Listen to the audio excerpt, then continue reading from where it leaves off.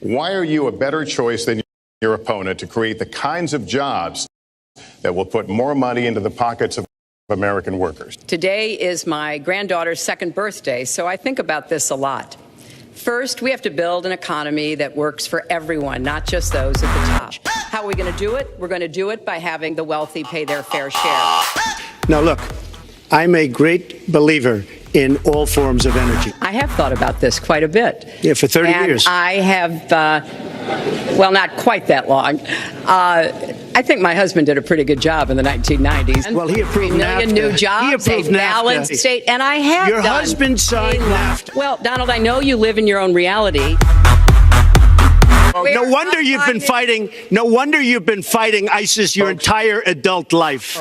It's the kind of thinking that our country needs, because everybody, Lester, we have a trade deficit. I do. You know, I made a mistake using a private email. That's for sure. And if I had to do it over again, I would obviously.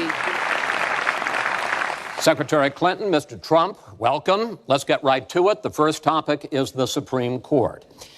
You both talked briefly about the court in the last debate, but I want to drill down on this because the next president will almost certainly have at least one appointment and likely or possibly 2 or 3 appointments, which means that you will, in effect, determine the balance of the court for what could be the next quarter century. First of all, where do you want to see the court take the country? And secondly, what's your view on how the Constitution should be interpreted? Do the founders' words mean what they say, or is it a living document to be applied flexibly according to changing circumstances? In this segment, Secretary Clinton, you go first. You have 2 minutes. Thank you very much, Chris, and thanks to UNLV for hosting us. You know, I think when we talk about the Supreme Court, it really raises the central issue in this election, namely, what kind of country are we going to be? What kind of opportunities will we provide for our citizens? What kind of rights will Americans have? And I feel strongly that the Supreme Court needs to stand on the side of the American people, not on the side of the powerful corporations and the wealthy.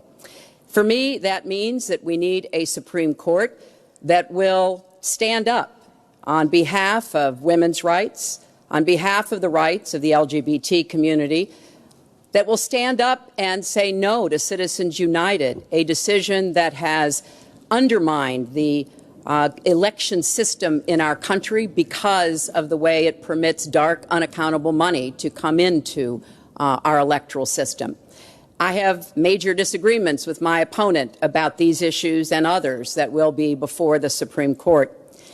But I feel that at this point in our country's history, it is important that we not reverse marriage equality, that we not reverse Roe v. Wade, that we stand up against Citizens United, we stand up for the rights of people in the workplace, that we stand up and basically say the Supreme Court should represent all of us. That's how I see the court, and the kind of people that I would be looking to nominate to the court would be in the great tradition of standing up to the powerful, standing up on behalf of our rights as Americans. And I look forward to having that opportunity. I would hope that the Senate would do its job and confirm the nominee that President Obama has sent to them. That's the way the Constitution fundamentally should operate. The president nominates, and then the Senate advises and consents or not, but they go forward with the process. Secretary Clinton, thank you. Mr. Trump, same question. Where do you want to see the court take the country, and how do you believe the Constitution should be interpreted? Well, first of all, it's great to be with you, and thank you, everybody. The Supreme Court, it's what it's all about. Our country is it's just so imperative that we have the right justices. Something happened recently where Justice Ginsburg made some very, very inappropriate statements toward me and toward a tremendous number of people, many, many millions of people that I represent. And she was forced to apologize, and apologize she did. But these were statements that should never, ever have been made. We need a Supreme Court that, in my opinion, is going to uphold the Second Amendment and all amendments, but the Second Amendment, which is under absolute siege. I believe if my opponent should win this race, which I truly don't think will happen, we will have a Second Amendment which will be a very, very small replica of what it is right now.